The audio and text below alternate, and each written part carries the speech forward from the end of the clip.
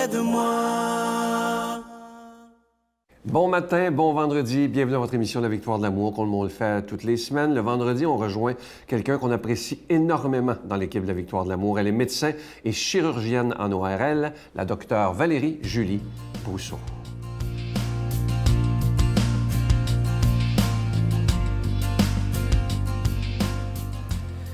Bonjour, ici la docteure Valérie Julie Brousseau pour la chronique Nomade du désert. Deuxième épisode sur l'écoute. Nous avons réalisé que le premier obstacle quand on est en relation avec quelqu'un et qu'on veut l'écouter, c'est nous. Il faut comprendre que dans cette écoute-là, nous pouvons avoir l'air d'un adversaire dans la discussion. Pas parce qu'on a dit quelque chose, ça peut être simplement par notre disposition, par nos gestes, par ce qu'on affiche sur notre visage. Et donc, il faut se rendre compte que ce que la personne va nous communiquer va être conditionné par notre disposition directement. Avant même qu'on ait dit quelque chose, la personne sait si on l'écoute vraiment, si on a déjà des préjugés envers elle, si on est mal à l'aise. Donc, la première chose à faire, c'est de nous détacher un peu de nous-mêmes. Il faut que la personne se sente libre de pouvoir dire ce qu'elle pense, de pouvoir s'exprimer pleinement, de pouvoir être créative dans ce qu'elle révèle d'elle-même. Une fois qu'on a pris conscience de ça, ça veut dire que le problème dans notre écoute, c'est essentiellement, ça commence avec l'écoute de nous-mêmes. Je dois, avant de pouvoir écouter l'autre, avant de pouvoir écouter Dieu dans la prière, être à l'écoute de moi-même. Je vous donne un exemple concret. Super facile, je m'en vais prier, OK? Je m'en vais faire une heure d'oraison. J'ai envie d'aller aux toilettes. Aucune bonne disposition. Même chose si j'ai un ami qui vient et il a envie de me raconter quelque chose qui est important dans sa vie. Si physiquement, en partant, je ne suis pas disposée, on oublie ça. J'ai mal en quelque part, j'ai mal partout, je suis fatiguée. À disposition, il va falloir que je fasse de gros efforts pour essayer de pallier à cette situation-là. Ça peut être la même chose par rapport à un sujet sur lequel on va aborder, sur lequel moi-même j'ai des intérêts.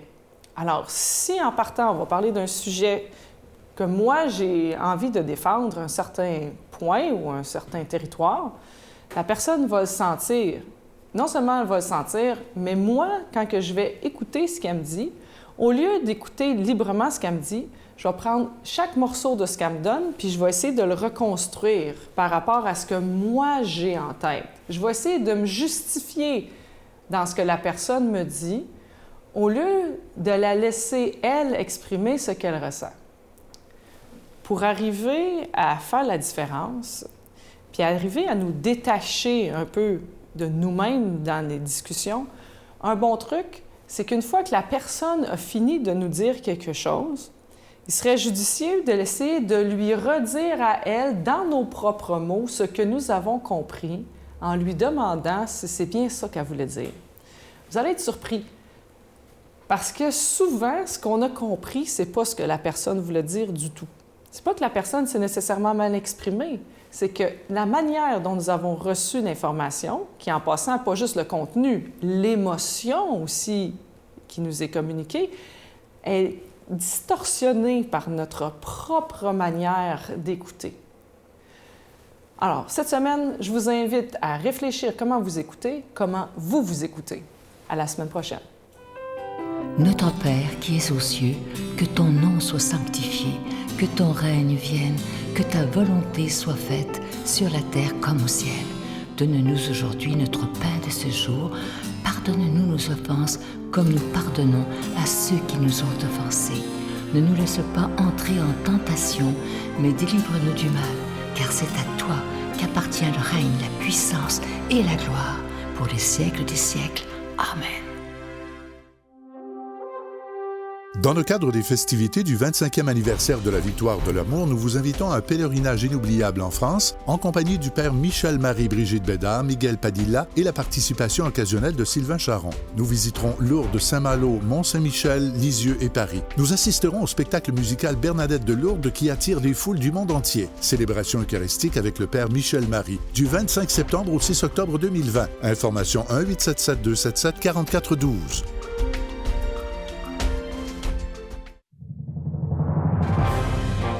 compagnie du père Michel Marie, Marcia Pilote, Sœur Angèle, Éloi Gillard, Stéphane Roy, Brigitte Bédard et Sylvain Charon. En chanson, Mélissa Bédard, Jean-Pierre Fumanti, Jessica Poulain et Miguel Padilla. Et un mini-spectacle de l'unique Natacha Saint-Pierre et Grégory Turpin. Les 6 et 7 juin 2020 à 13h et 19h à la salle Maurice-Aubry de Sherbrooke. À réserver rapidement au 514-523-4433 ou sans frais au 1-888-811-92-91. Je vous en parle depuis quelques semaines. Ce nouveau cadeau du mois pour le mois de janvier, il s'agit d'un livre que j'ai écrit il y a quelques temps déjà, et c'est l'édition de 2020 cette fois-ci. Et c'est à la demande générale parce qu'on n'en avait plus. Il y a tellement de gens qui disaient « Ah, je veux réavoir ce livre-là ». Imaginez, il y a même une dame, je pense qu'elle est rendue à une centaine qu'elle s'est procurée pour en donner autour d'elle parce que ce livre-là a changé sa vie. Déjà, plus de 30 000 personnes se le sont procurées au travers les dernières années. Alors, ça s'intitule « Demandez et vous recevrez ». Ayez l'audace de croire en l'impossible. Et moi, je vous le dis, ce livre, si vous le lisez, si vous mettez en pratique ce qui est écrit dedans, il changera votre vie. Et ça, je vous le promets. Vous le recevrez avec un don de 25 et si vous en voulez deux, avec un don de 40 je vous donne l'adresse. La Victoire de l'Amour, case postale 120, succursale Boucherville à Boucherville, le J4B 5E6, je vous la redonne. La Victoire de l'Amour, case postale 120, succursale Boucherville à Boucherville, le J4B 5E6. Également par téléphone, par carte de crédit du lundi au vendredi, de 8h30 à 16h30 dans le 514-523-4433, 523-4433 ou sans frais, le 1-888-811-9291,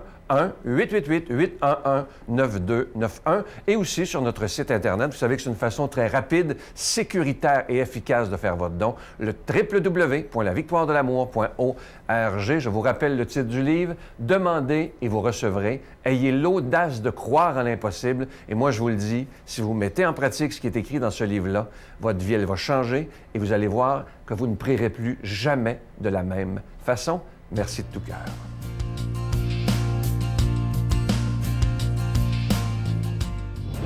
Qui n'a jamais rêvé de recevoir une lettre du Christ?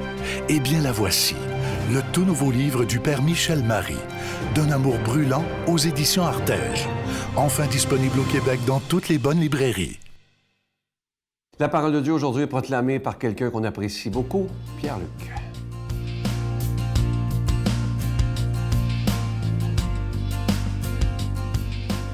Bon matin à vous, très heureux de vous retrouver ce matin pour plonger dans l'Évangile et pouvoir en faire sortir des perles incroyables de sagesse. Vous allez voir qu'on a un Évangile actif aujourd'hui. C'est vraiment, il se passe de quoi? Il y a de l'action.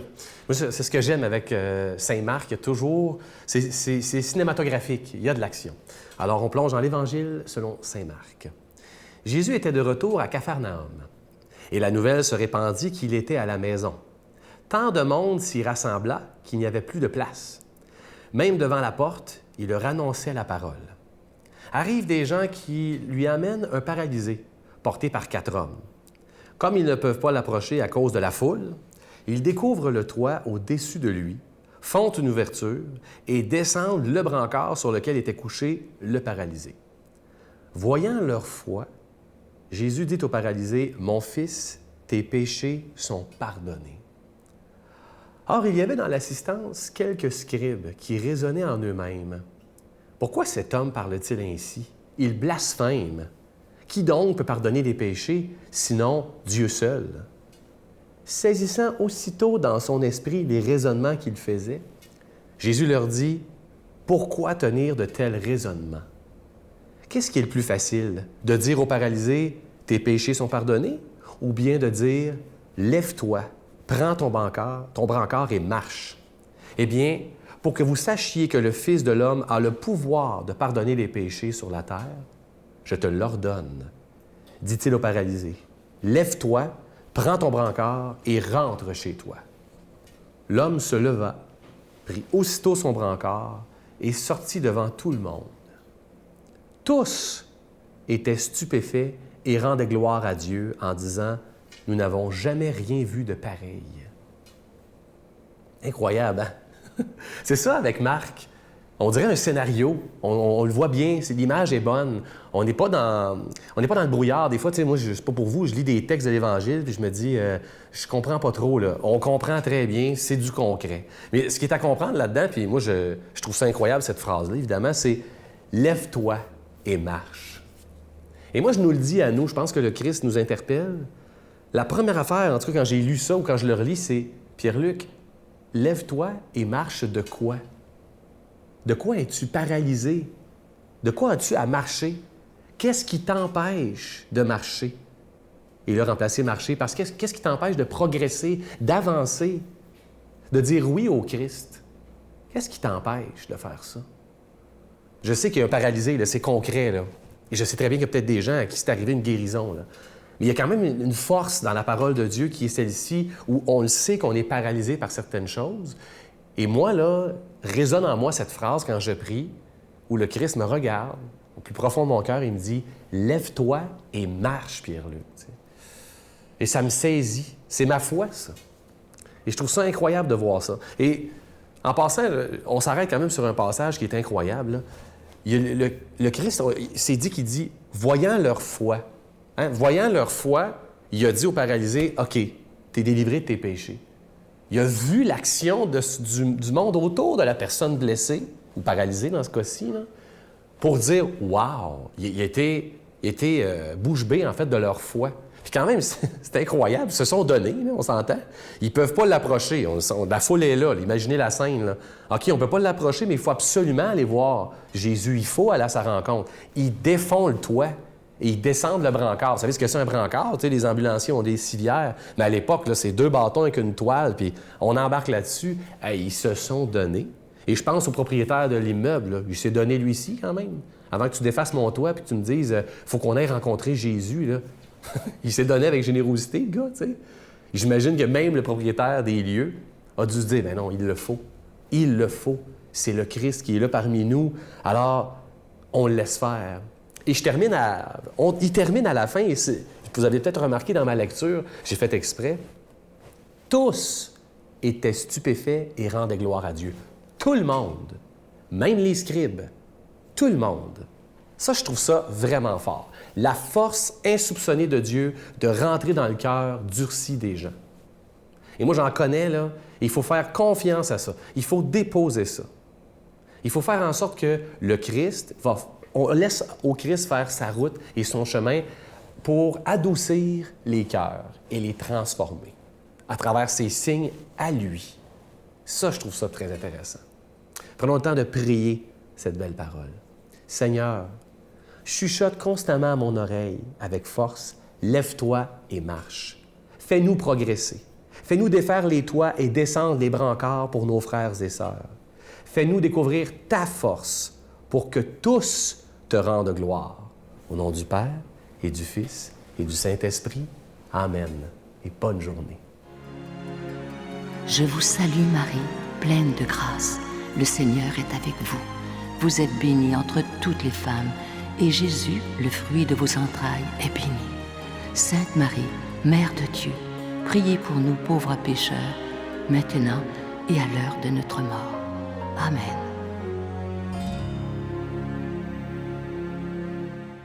Je vous invite à ne pas manquer vraiment l'émission de dimanche. J'ai rencontré avec beaucoup de joie Irène Dallaire. Imaginez qu'en 1994, il y a eu le génocide au Rwanda où plus de 800 000 personnes ont été assassinées. Elle a perdu 90 % de sa famille. Vous allez voir comment elle s'en est sortie, comment elle a pu se rendre ici. Et vous allez voir sa foi en Dieu. C'est inimaginable. C'est tellement plein d'espérance. Faites-vous ce cadeau. Ne manquez pas ça dimanche. Bye.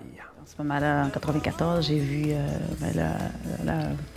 90 % de ma famille se faire tuer, effectivement.